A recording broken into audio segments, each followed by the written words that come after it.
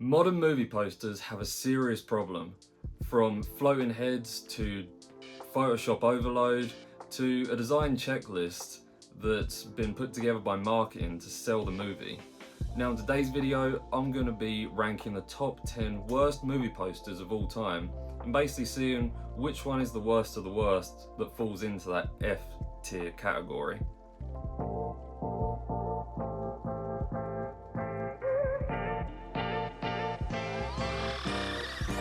For those who don't know, my name is Sam. I'm an illustrator from the UK and I've worked with galleries and film studios on film related artwork. I love a piece of artwork that's bold and tells a story, and I find that a lot of movie posters today, they're just full of clutter where they have to include every movie star, every action scene, every logo, every piece of the film in order to sell that film to you. So in today's video, I'm going to be breaking down some of my top picks for the worst movie posters of all time. Right, so first off we have Cats from 2019. This might be, I think, the single most infamous movie poster, certainly in modern era. And I don't really know where to begin with this. I think the problem starts with the tone. The film itself was uncanny and unsettling, and the posters just double down on that. Instead of selling magic or whimsy, you've got this human cat hybrid awkwardly composited onto a glowing London skyline. The scale is confusing. Some characters tower over buildings, others blend into shadows, and it's like human-sized cats or tiny humans, I'm not so sure. The lighting is inconsistent across every element that I can see. Nothing really feels grounded in the same world. I mean, typography wise, the Cats logo looks like it was scratched out in 5 minutes. It has no charm, no elegance that you kind of expect, no branding. I mean, the eyes and the logo try to be clever, but instead they're just creepy. The poster, I believe, went viral, not because it worked, but because it was mocked relentlessly. I mean, I constantly saw this online. And when you're kind of marketing actively and it makes the audience laugh at you, then that's just pure failure. And this is, I think, belongs in the F tier. Next up, we have The Amazing Spider-Man 2 from 2014. Now, superhero films have some incredible posters, and I feel like you can either love them or hate them. And in this case, this is one that you kind of hate. I mean, it's the definition of just overstuffed marketing. You've got Spider-Man swinging front and center, villains exploding in every direction, lightning, debris, glowing lights, and of course the giant logo that is definitely made larger because of marketing. Now with that, the problem here I see is just the visual hierarchy. Your eye doesn't know where to look. Posters should have one clear focal point. Here, and everything is just screaming for attention. From a distance, it's just chaos, and they should work at just every size. The typography doesn't help either. The logo is just oversized, it's glowing, shoved at the bottom. Instead of feeling iconic, it feels like an afterthought that's just stuck on. I feel like this kind of design comes from fear that if you don't really show every villain, every set piece, the audience won't know what they're getting. You're not going to sell the film to them, which is the complete opposite. And just in trying to show everything, they just communicate nothing. And I feel like it doesn't belong in F tier, but I'd say D tier for sure. Right, now we have Movie 43 from 2013. And I feel like this poster is proof that kind of star power alone can't really save bad design. It's literally a yellow background with celebrity headshots in boxes. That's it. and I don't really feel like there's any concept, there's no mood, no attempt at visual storytelling, there's just no bold idea in it. The grid layout is just standard and just soulless. The photos aren't very styled, just standard press shots. I mean, it's just pasted onto squares. There's just nothing about it that grabs your attention. It just looks like, you know, them bargain bin DVDs that you'd see from like the early 2000s. Not really a theatrical release that would make you want to go and see the film. I mean, typography wise, a plain blue logo at the bottom with it's not integrated into the design. It just feels like it's a placeholder, similar to the Spider-Man poster. It's just an afterthought, it's just placed there. I feel like this is just what happens when a studio has no faith in the film itself and just throws famous faces on a poster. Instead of creating intrigue, you just get this, just nothing. So I think this belongs down with Cats in the F tier. Right, now we have the Twilight Saga, Breaking Dawn Part 1 from 2011. Now, I'd say this poster falls into the kind of modern trap of basically line-up syndrome.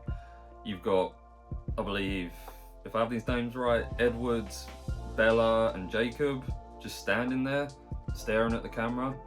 Behind them is kind of a vague sunset, some indistinctive trees and a couple of side characters squeezed in very awkwardly.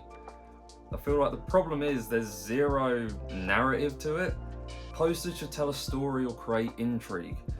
This one could be advertising anything from perfume ad to some drama on TV. There's no visual metaphor, there's no design intelligence, it's just to attract people on the backdrop. I mean, even the typography just feels lazy again, and I've just found this to be the same in every poster that I've looked at. Certainly a common trope. It's the Twilight logo is just slapped on without any thought to balance or the hierarchy. Again, it's just placed there. It doesn't feel iconic, it just feels generic. It's not offensively bad, but it's just lifeless. There's just nothing to it. It's soulless. It's the lifeless marketing you come to expect from this kind. That's why it belongs. I feel not in F tier, but in D tier. Right, now we have Suicide Squad from 2016. And now, I'll admit the later illustrated posters for Suicide Squad had some style to it, but the early marketing campaign, I felt, certainly at the time, was just pure chaos. Even looking back at it, it's just awful.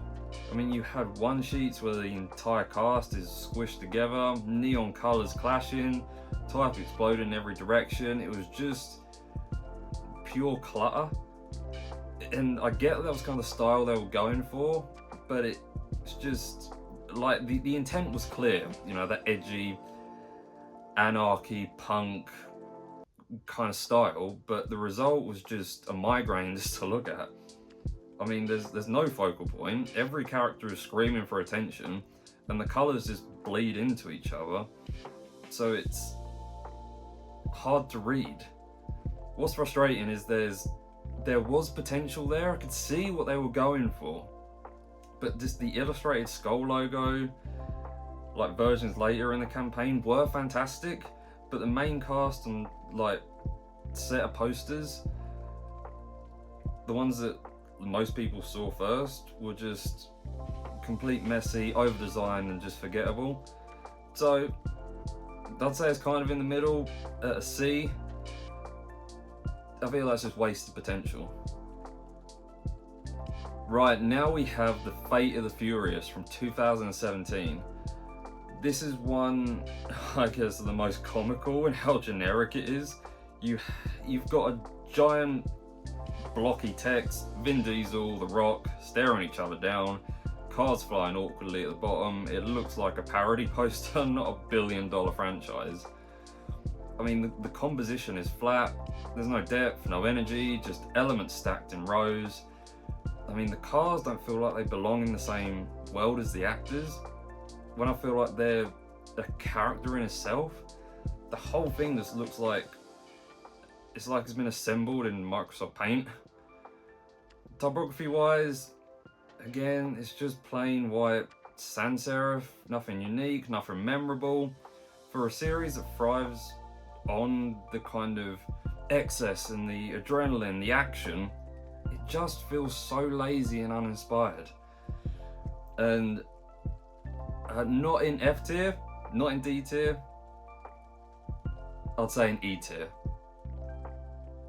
But now we have X-Men Days of Future Past from 2014. Specifically the character posters. Now these posters are infamous for their awkward Photoshop masks. I mean, you've got Professor X and Magneto, past and present, with their faces literally cut and pasted together. I mean, the blending is rough, the compositions, they're just unbalanced, and instead of looking intriguing, they look uncanny. I mean, like, the concept wasn't bad. I mean, you're showing these two separate timelines, these different characters, visually showing, you know, the timelines colliding, but the execution was terrible. And again, the concept was there, but just executed terribly. You could have had something that was quite elegant while it showed the kind of intrigue and excitement of this kind of time travel-esque story in this superhero world, but it just looks like a bad fan edit. I mean, it's just a perfect example of how a high budget film can just end up with cheap looking marketing, which just blows my mind. It's just, I feel like the marketing, especially the posters, just feel like such an afterthought when they're such an integral part of the marketing for these big budget films, but they're just pushed to the bottom. The posters, I feel like they confused audience more than excited them. So I'd say D tier. Right, now we have Jack and Jill from 2011. Now this might be the laziest comedy poster of the 2010s. Adam Sandler as himself, Adam Sandler as his sister, pasted on a white background, big blue text, and done. And I feel like they're kind of going for the bold, minimal look, but I don't know, there's no concept beyond, look, it's Adam Sandler playing both roles. That's what they're relying on to get you to the theatres to see the film. I mean, the typography, again, it's just lifeless. The composition has no thought. It's just two heads on a canvas. I mean, even sitcom promos have more creativity than this. And worse, it just feels cheap. Posters are supposed to create excitement. This one, it just communicates the most bare minimum effort, which unfortunately I feel like it mirrors the film itself. And I'd say another easy F tier. Now, the infamous The Last Airbender from 2010. Now this is one of the most disappointing posters because the potential was massive. The source material, Avatar The Last Airbender, has such a rich, elemental kind of imagery to it, bold characters, bold designs, incredible world building. If anyone's seen the cartoon anime, I'm not too sure what you call that. The poster could have been a designer's dream. They could have made this outstanding. Instead, we got a muddy blue image with awkward character compositions, murky effects, and a logo just slapped on top. I feel like this is kind of in the time of the early 2010s, around that era, with there was that huge influx of just over Photoshop posters. There's just, with this, I mean, there's just no vibrancy, no sense of energy, no connection to what made the show, I feel, quite beloved.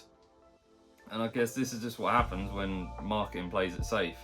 Instead of celebrating the art that the film is based on, it just, I guess, kind of sands off the edges and just leaves you with something generic. So for this, I'd say an E tier because of the missed opportunity. Now we have a more recent-ish, from a couple of years ago, Morbius from 2022. Now the Morbius posters are as lifeless as the film's meme reputation, I'd say. The main one is just Gerard Leto's face with some blue lighting, a generic vampire effect, and that's it. It's meant to be bold and in your face, but it's just another overly photoshopped kind of horror-esque element to it. There's trying to create intrigue, but it just tells you nothing. There's just, again, no intrigue, no design intelligence, no attempt to stand out. It's just the bare minimum celebrity close-up, glowing filters, and the typography. Just a metallic word mark that just looks like it was ripped from a stock template. Not the worst, but still not great. I guess just with all these superhero films and posters, like, you need to be bold for the genre, but at the same time, because of the amount out there, you need to stand out. There needs to be that memorable branding. Morbius, it's just with the dullest choice possible. So I'd say D tier. So here's how my picks for the worst modern movie posters have stacked up. In F tier, we have Cats, Movie 43, and Jack and Jill, the worst of the worst. E tier, we have Fate of the Furious and The Last Airbender. D tier, we have The Amazing Spider-Man 2, Breaking Dawn, X-Men, and Morbius. And the best out of the bunch in C tier is Suicide Squad. And I guess looking at these, that's the issue with modern posters. They're just often designed, as I've said, by a committee, the marketing committee, terrified of just leaving anything out because their mindset is just, if we include everything, that'll get people to buy tickets and into the theatre to see the film, and as a result, make money. They're cutting corners, playing it safe. We just get all the stars to be big and bold, this will sell the film. And it's just results in just lazy Photoshop skills, rather than just letting the artistic nature of the designers, and I'm not blaming any of the designers for any of these posters, I'm putting it all down to marketing because I've been there and I know what it's like. I just wish they would allow designers and artists just to do their thing and just watch the magic happen to sell the poster, to sell the film. And you know, I feel the best posters, they sell with that one bold idea that just stands out from the rest.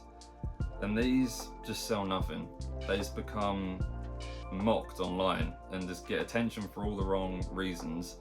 And they probably say, like, there's no bad publicity, but in this case, there is. Okay, so that's my ranking for, well, the worst modern movie posters of all time, in my opinion. But I kind of want to hear what you think. Like, which one deserves F in your opinion? Should they all belong in F? Or do you feel some are better than others? Or even worse? If I did miss anything out, please let me know down in the comments and I'll include them in another episode if you've enjoyed this video. And with that, thank you again for watching and I'll see you in the next one. Oh, almost forgot, if you enjoyed this, then please check out my other video where I go through the best movie posters in my opinion, and I rank them from the S to the F tier. And let me know what you think of that.